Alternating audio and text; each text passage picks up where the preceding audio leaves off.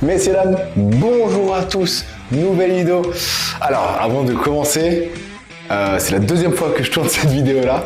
J'ai fait une erreur de débutant. En fait, je pense que j'ai laissé l'autofocus ou je sais pas quoi sur l'appareil photo, vu que je suis nul avec les engins électroniques.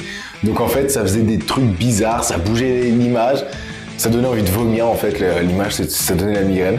Donc, eh bien, on est reparti pour cette nouvelle vidéo. Mais avant tout, on parle de quoi? Les macronutriments.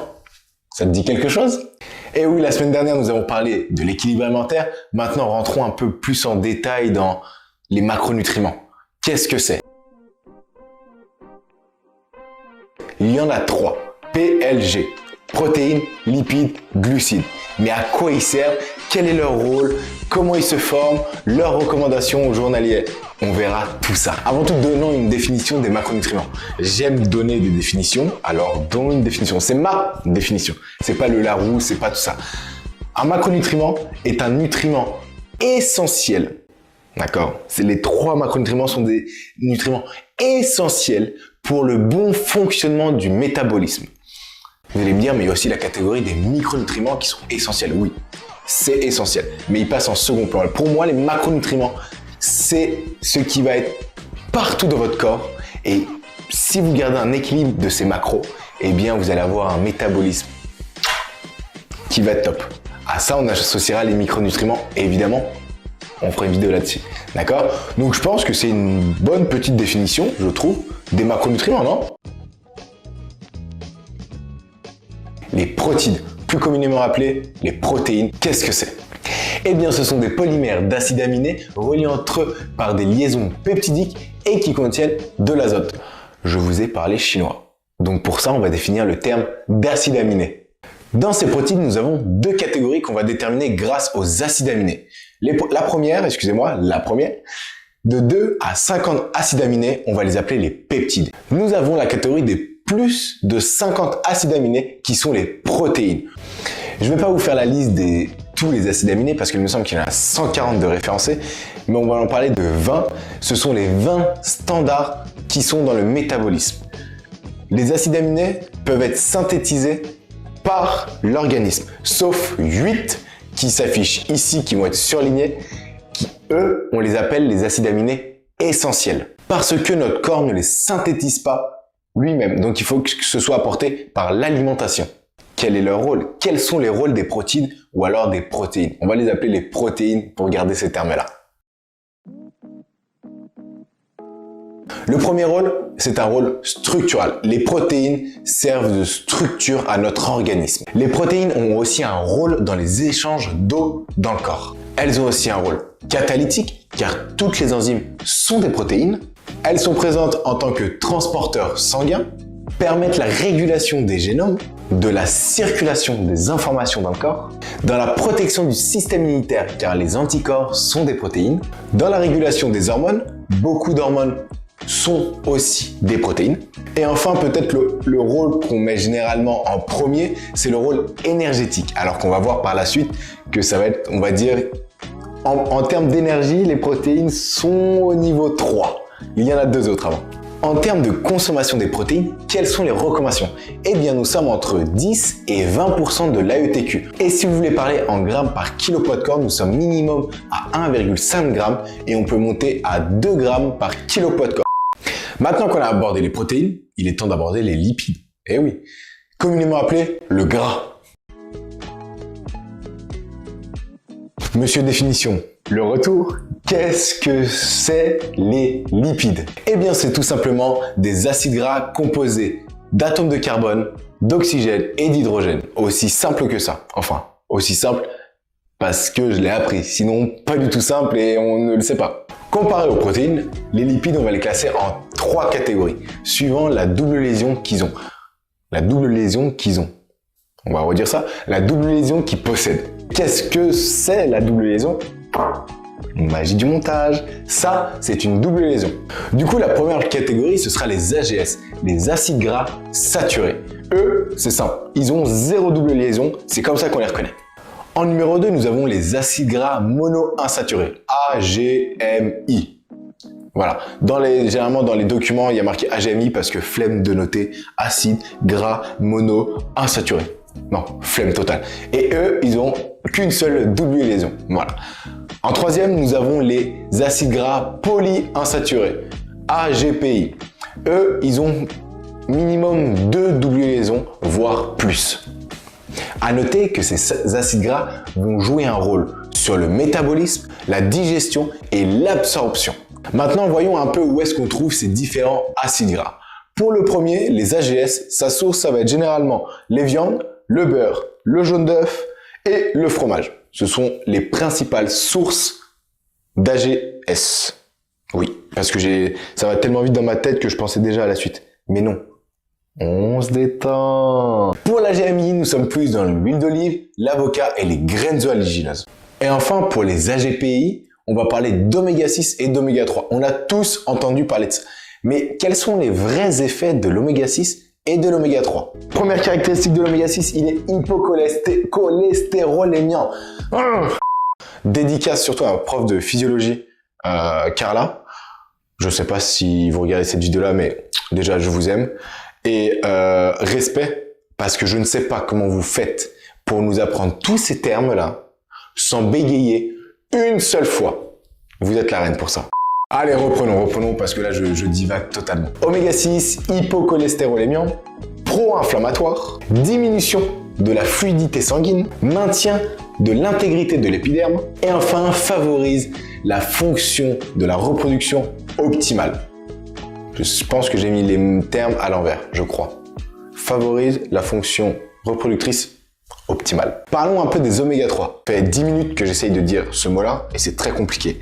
Donc, première caractéristique, il est hypotriglycéridémiant. Et je vous le note ici parce que j'arrive pas à le dire. Vraiment, c'est compliqué de le dire. Honnêtement, pour ceux qui ne connaissent pas ce mot-là, dites-le comme ça, d'un coup, bim. Hypotriglycéridémiant. Ouh, on a un truc là, non? On a un truc. Il est aussi anti-inflammatoire, améliore la vision car il protège la rétine, participe à la prévention de maladies neurodégénératives. Les oméga 3 participent aussi aux maladies psychiatriques et enfin au ralentissement des croissances tumorales. Avant de passer à la dernière catégorie, petit point sur le cholestérol. Parce que on dit toujours que le cholestérol est mauvais. Déjà, le cholestérol, à quoi ça sert? Quelle fonction il a dans notre corps? Eh bien, tout simplement, il détermine la fluidité membranaire, il aide à la synthèse de la vitamine D, c'est l'un des précurseurs des hormones stéroïdiennes, et enfin, il participe à la digestion des lipides.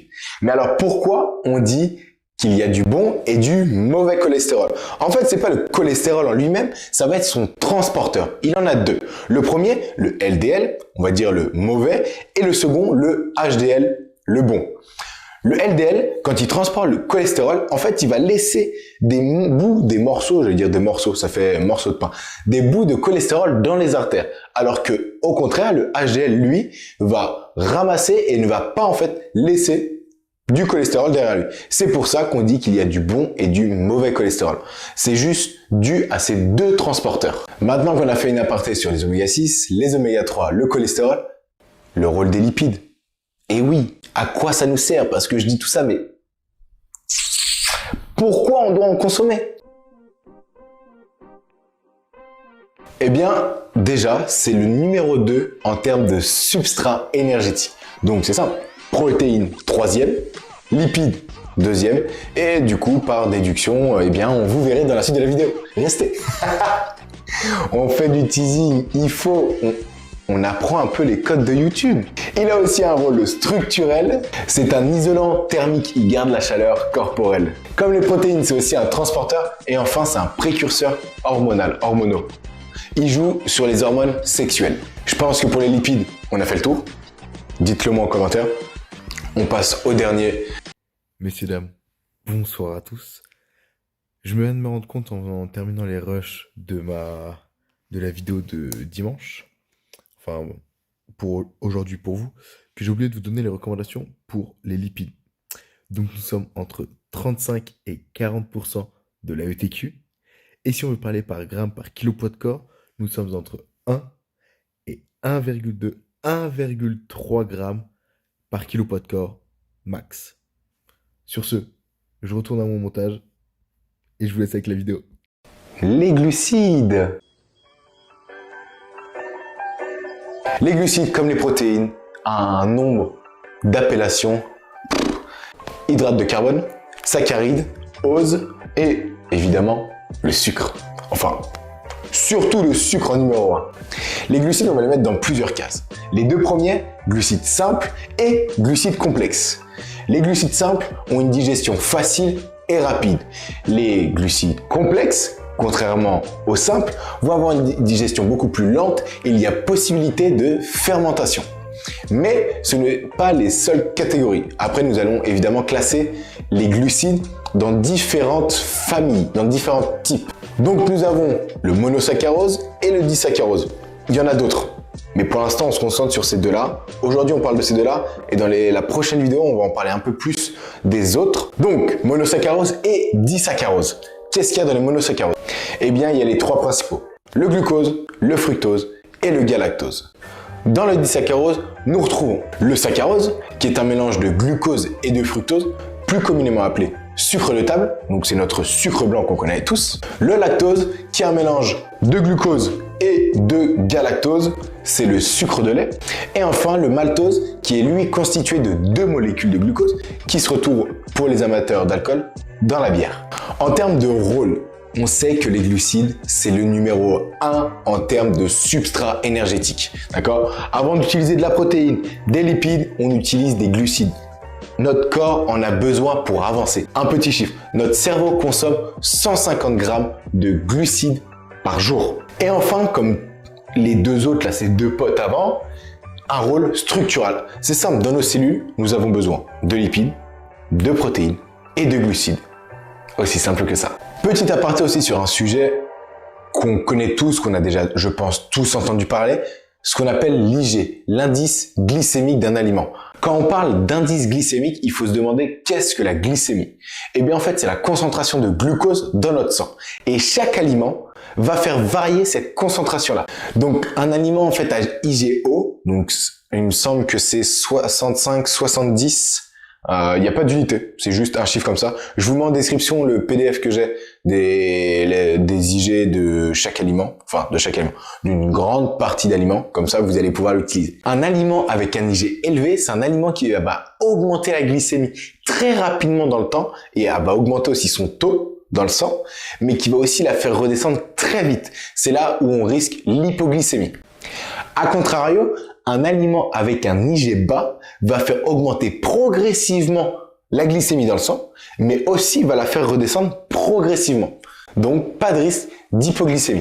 Au moins, comme ça, vous savez ce que c'est l'indice glycémique. En termes de recommandations pour les glucides, nous sommes entre 40 et 50% de l'AETQ. Plus besoin de vous préciser ce que c'est l'AETQ, vous êtes des pros, vous savez. Et pour ceux qui veulent parler par gramme par kilo de poids de corps, nous sommes entre 5 et 10 grammes par kilo de poids de corps dans la journée. Messieurs, dames, j'espère que je vous ai éclairé sur le terme des macronutriments, sur les protéines, sur les lipides, sur les glucides. Mon objectif, en fait, est de simplifier tous les termes techniques qu'on a pour faire partager le plus grand nombre, que ce soit du préadolescent, enfin, voire l'enfant, enfin, j'espère qu'il comprend, à l'adulte, à la personne âgée, à tout le monde, en passant par tout le monde. Car la nutrition, de mon point de vue, ça doit toucher tout le monde. Tout le monde doit se sentir concerné parce que ça agit sur sa santé. Eh bien, si cette vidéo t'a plu, fais-le moi savoir en mettant un petit like, un petit j'aime, un petit pouce en l'air comme ça, là. En mettant un commentaire avec toutes les questions que tu as, si tu en as, les thèmes que tu aimerais que j'aborde, parce que moi j'ai ma liste, mais peut-être que toi, tu as envie que j'aborde différents thèmes. Et enfin, à t'abonner. C'est comme ça que je vois que d'une, mon travail plaît, que je touche le plus de monde. Et voilà. Et puis moi, ça me motive à continuer à refaire des vidéos quand elles sont pas bonnes, à prendre du temps sur le montage. Et voilà, j'aime ce que je fais. Donc voilà, on se retrouve sur la prochaine vidéo. Allez, ciao!